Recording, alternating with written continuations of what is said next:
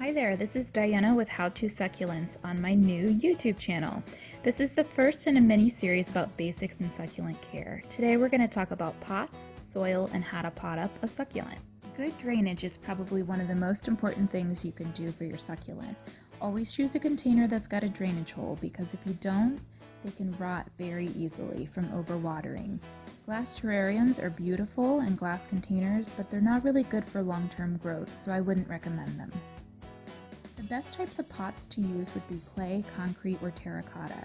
Their porous texture helps to wick away moisture even faster, which is great. That's what your succulents want.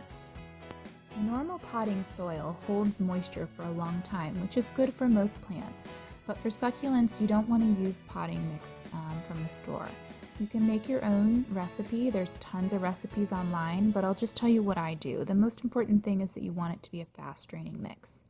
So I mix in half Miracle-Gro cactus soil and half Miracle-Gro perlite, or instead of perlite I use pumice, and I buy that from generalpumiceproducts.com.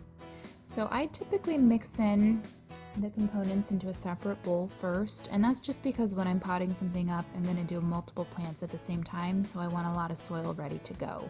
You can do this individually in a small pot as well and just do like a small batch. So start by filling the container about half to 2/3 full with your new soil mixture. Take the succulent, tip it over, and catch it in your other hand. This is a good time to break up the root ball. You want to do this so that the roots can explore the new soil freely and they're not root bound. Do this gently, just kind of massage the dirt away. It's also a good opportunity to remove any dried up leaves that are around the base of the plant. Test the height of the plant by putting it in. If it's too low, you can add soil. You can also take soil out if it gets too high.